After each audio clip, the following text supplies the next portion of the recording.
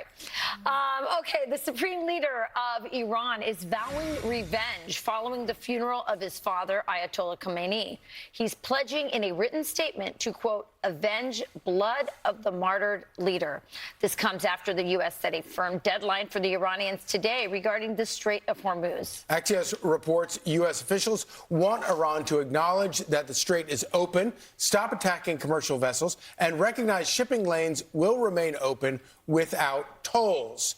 Despite the tensions, the regime's foreign minister is in Oman for talks focusing on safe passage of vessels through the strait. Meanwhile, President Trump issuing a warning on Truth Social after reports surface about a new Iranian plan to kill him.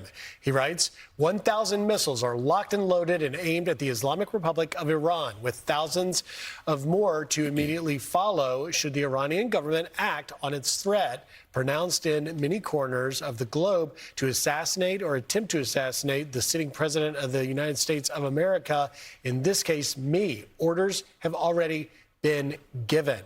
And he's not wrong when you see the signs to kill President Trump at the late Ayatollah's funeral, and you hear the continued death threats, death to America, death to Israel, and these banners flying. Yeah, I mean, it's kind of interesting that Israel says, we found this plot, and then they're carrying this sign that says, we're going to kill President Trump through these rallies and also with the funeral for Khamenei just last week. So the point is that these threats have been going on for a long time now. Maybe these plots have become more firm or more, real in some ways, but they've been threatening to kill the president for a long time. And the president has been facing threats domestically. I mean, this is the most incredible time period we're living through, guys. I've never seen this in my lifetime, both abroad and domestically. The amount of threats that President Trump faces is unprecedented. Yeah, it is on par with the late 60s.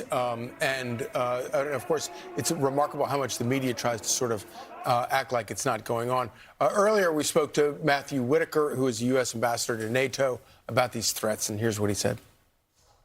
Threat is real. This is not some theoretical idea. Remember, in March, we had an IRGC coordinated operative that was convicted in the United States. And, President Trump, in spite of this, in spite of two previous attempts on his life, is showing strength, not fear. He's demonstrating peace through strength in action, by returning fire, not only a little bit, by 90 strikes to military targets after the attacks to shipping in the Strait. It really demonstrates, I think, the United States is serious about this. We need to make sure that our president is fully protected. And, I mean, this is a red flag. This is a warning to the people who protect the president. Yeah. You got to stay vigilant.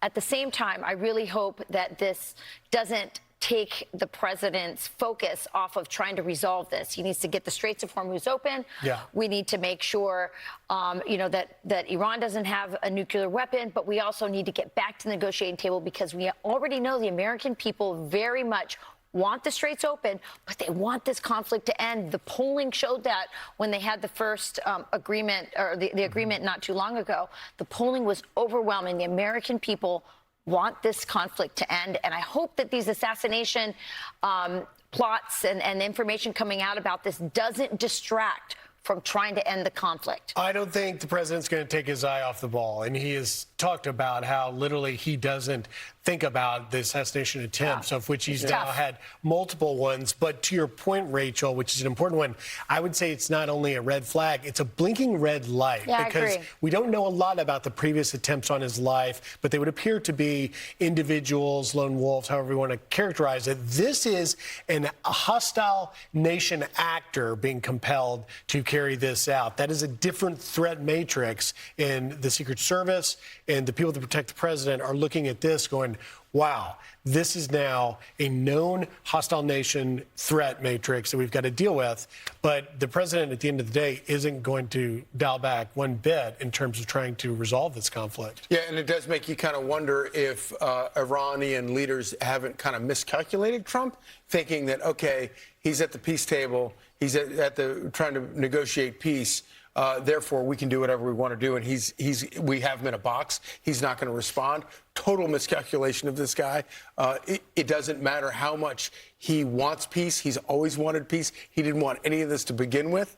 But if you mess with him, you're going to get a reaction, and he's going to keep reacting until, as you point out, the threat of a nuclear weapon is over and the Strait of Hormuz is open.